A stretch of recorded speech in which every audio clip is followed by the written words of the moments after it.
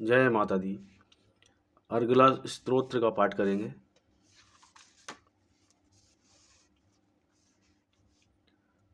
अर्गला स्तोत्र। ओम।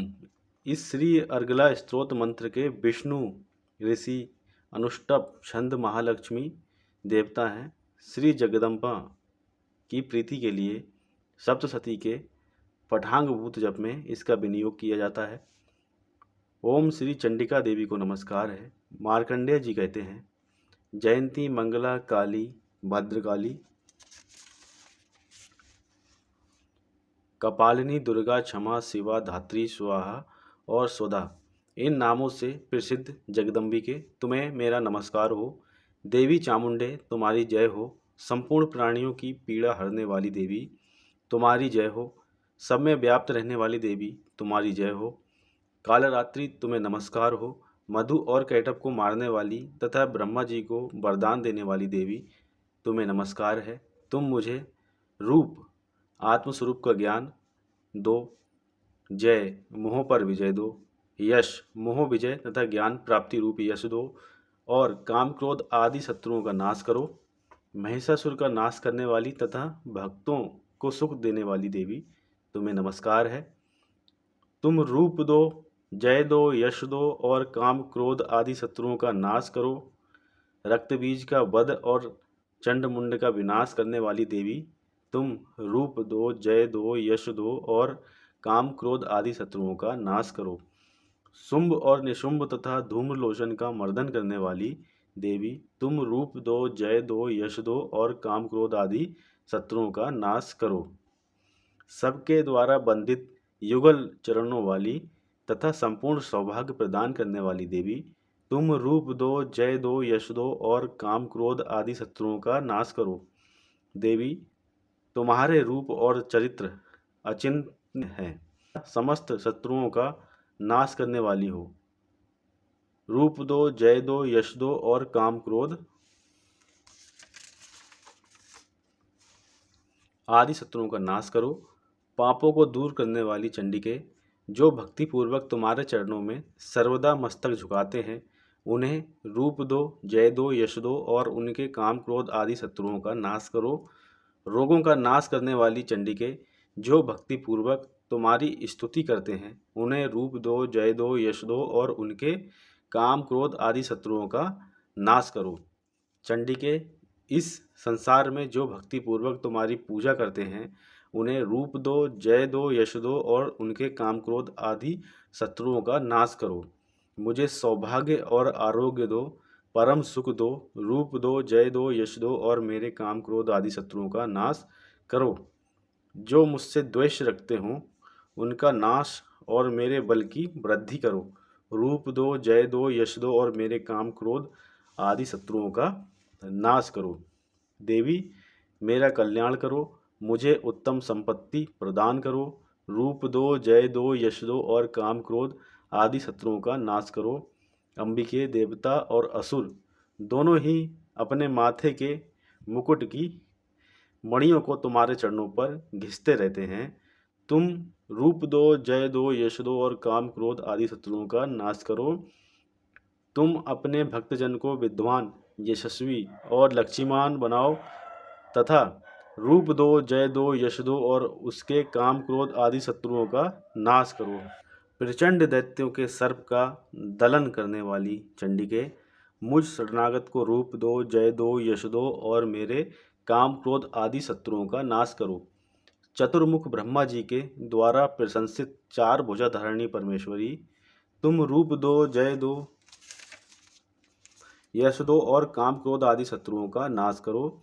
देवी अंबिके, भगवान विष्णु नित्य निरंतर भक्तिपूर्वक तुम्हारी स्तुति करते हैं। तुम रूप दो, जय दो, यश दो और काम क्रोध आदि शत्रुओं का नाश करो।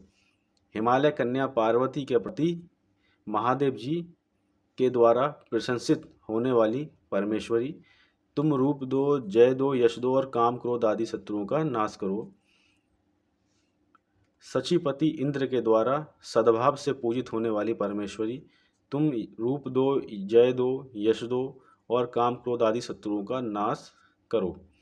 प्रचंड भुजदंडों वाली, दैत्यों को घमंड चूर करने वाली देवी, तुम रूप दो, जय दो, यश दो और काम क्रोध आदि शत्रुओं का नाश करो।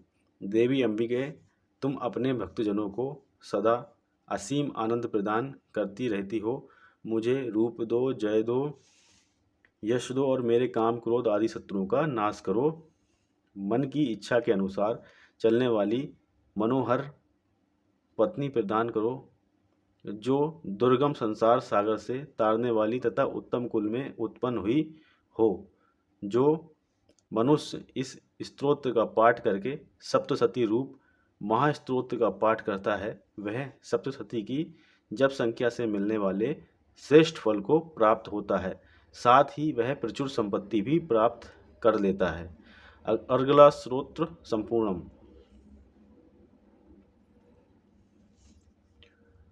कीलक।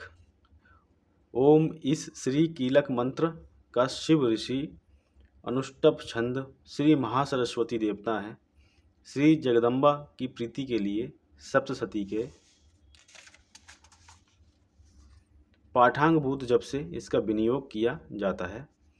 ओम चंडिके देवी को नमस्कार है। मार्कंडे जी कहते हैं, विशुद्ध ज्ञान ही जिनका शरीर है, तीनों वेद ही जिनके 3 दिव्य नेत्र हैं, जो कल्याण प्राप्ति के हेतु हैं तथा अपने मस्तक पर अर्धचंद्र का मुकुट धारण करते हैं, उन भगवान शिव को नमस्कार है।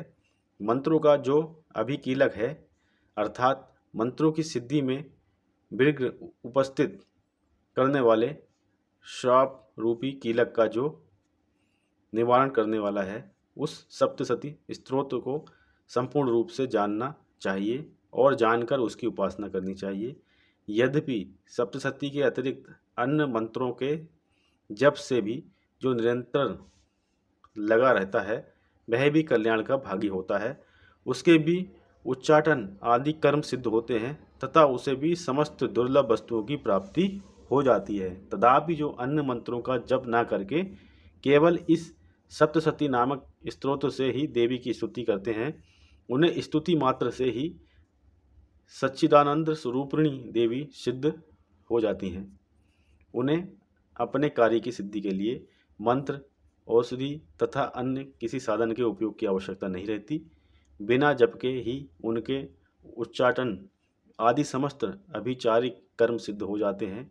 इतना ही नहीं, उनकी संपूर्ण अभिष्ट वस्तुएं भी सिद्ध होती हैं। लोगों के मन में यह शंका थी कि जब केवल सप्तशती की उपासना से तथा सप्तशती को छोड़कर अन्य मंत्रों की उपासना से भी समान रूप से सब कार्य सिद्ध होते हैं, तब इनमें श्रेष्ठ कौन सा साधन है। लोगों की इस शंका को सामने रखकर भगवान शंकर ने अपने पास आए हुए जिज्ञासुओं को समझाया कि यह सप्तशती नामक संपूर्ण स्तोत्र ही सर्वश्रेष्ठ एवं कल्याणमय है।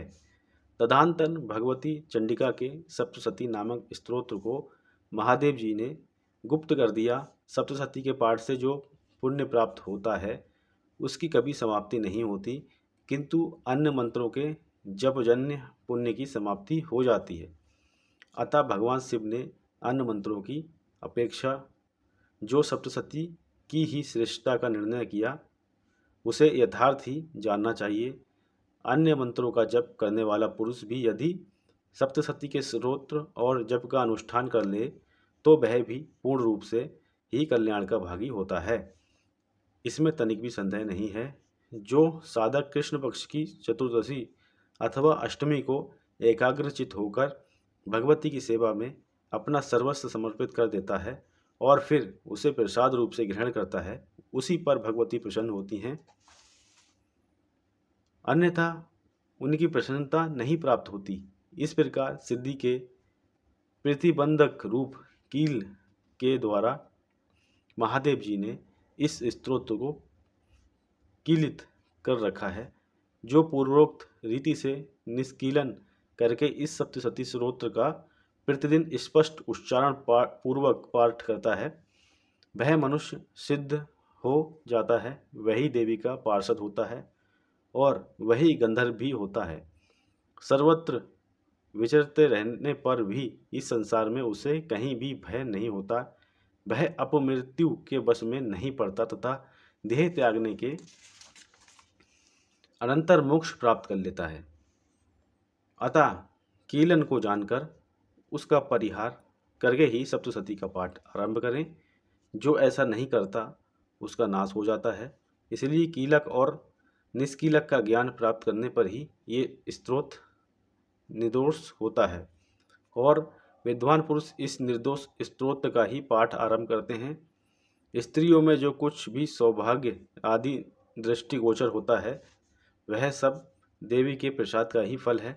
अतः इस कल्याण में स्तोत्र का सदा जप करना चाहिए।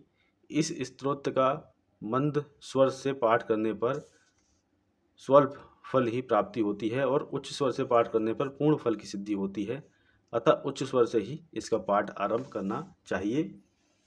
जिनके प्रसाद से ऐश्वर्य, सौभाग्य, आरोग्य, संपत्ति, शत्रुनाश तथा परम मोक्ष की भी सिद्धि होती है, उस कल्याण में जगदम्बा की स्तुति मनुष्य क्यों नहीं करते। कीलक स्तोत्र संपूर्ण। इसके अनंतर रात्रि सूक्त का पाठ करना उचित है। पाठ के आरंभ में रात्रि सूक्त और अंत में देवी सूक्त के पाठ की विधि है। मरीच कल्प का वचन है, रात्रि सूक्तम पठेदादो मध्य सप्तशती स्तवनम प्रांते तु पठनीयम वै देवी सूक्त मिति क्रमम। रात्रि सूक्त के बाद विनियोग, न्यास और ध्यानपूर्वक नरवाण मंत्र का जप करके सप्तशती का पाठ आरंभ करना चाहिए। पाठ के अंत में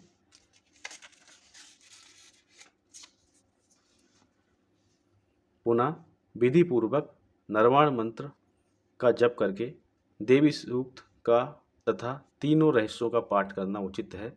कोई नवाण जप के बाद रात्रि सूक्त का पाठ बतलाते हैं तथा अंत में भी देवी सूक्त के बाद नरवाण जप का औचित्य प्रतिपादन करते हैं, किंतु यह ठीक नहीं है। चिदंबर संहिता में कहा गया है, मध्य नरवाण पुष्टितम कृतपदा स्तोत्रम सदभ्य सेतु, अर्थात सप्तशती का पाठ बीच में हो और आदि अंत में नरवाण जप से उसे संपुष्टित कर दिया जाए। डामर तंत्र में यह बात अधिक स्पष्ट कर दी गई है।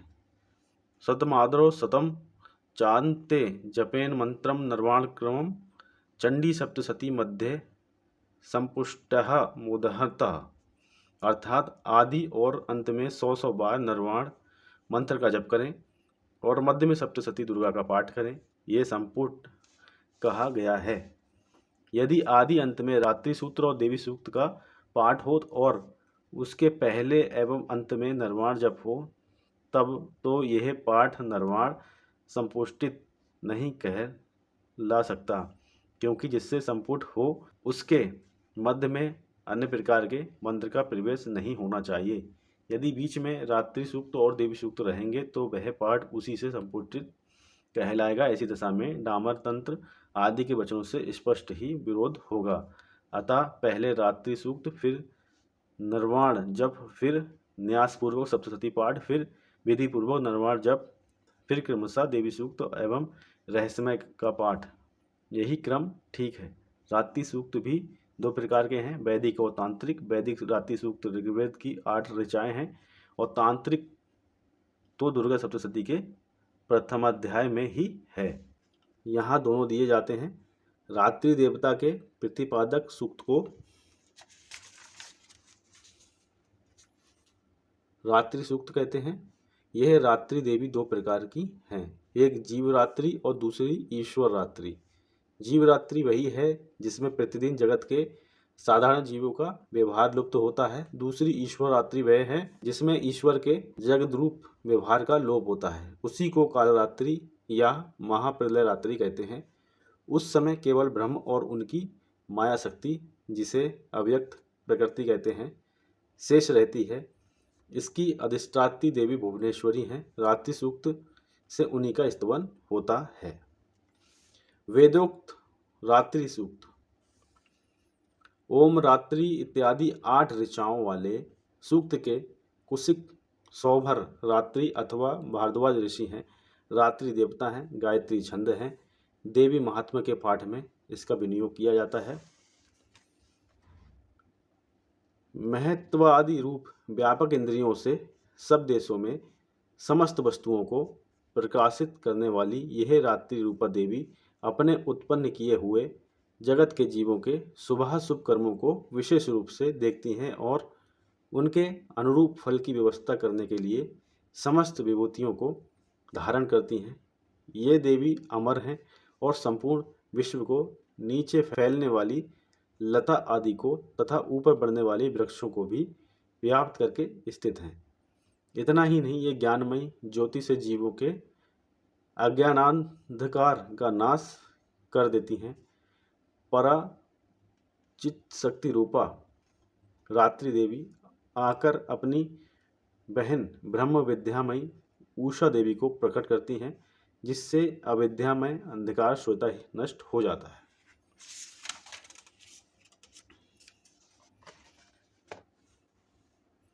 वे रात्रि देवी इस समय मुझ पर प्रसन्न हो, जिनके आने पर हम लोग अपने घरों में सुख से सोते हैं। ठीक वैसे ही जैसे रात्रि के समय पक्षी वृक्षों पर बनाए हुए अपने घोंसलों में सुखपूर्वक शयन करते हैं, उस करुणामयी रात्रि देवी के अंग में संपूर्ण ग्रामवासी मनुष्य पैरों से चलने वाले गाय घोड़े आदि पशु, पंखों से उड़ने वाले पक्षी एवं पतंग आदि किसी प्रयोजन से यात्रा करने वाले पथिक और वाज आदि भी सुखपूर्वक सोते हैं। हे रात्रिमयी चिद शक्ति, तुम कृपा करके वासनामयी वृकी तथा पापमय वृक को हमसे अलग करो। काम आदि तस्कर समुदाय को भी दूर हटाओ। तदंतर हमारे लिए सुखपूर्वक तरने योग्य हो जाओ, मोक्षदायिनी एवं कल्याणकारिणी बन जाओ। हे उषा, हे रात्रि की अधिष्ठात्री देवी, सब ओर फैला हुआ यह अज्ञान में काला अंधकार मेरे निकट आ पहुंचा है। तुम इसे ऋण की भांति दूर करो। जैसे धन देकर अपने भक्तों के ऋण दूर करती हो, उसी प्रकार ज्ञान देकर इस अज्ञान को भी हटा दो। हे रात्रि देवी, तुम दूध देने वाली गौ के समान हो। मैं तुम्हारे समीप आकर स्तुति आदि से तुम्हें अपने अनुकूल करता हूँ। परम व्योम स्वरूप परमात्मा की पुत्री, तुम्हारी कृपा से मैं काम आदि शत्रुओं को जीत चुका हूँ। तुम स्तोम की भांति मेरे इस हविष्य को भी ग्रहण करो। वेदोक्त रात्रि सूक्तम संपूर्णम।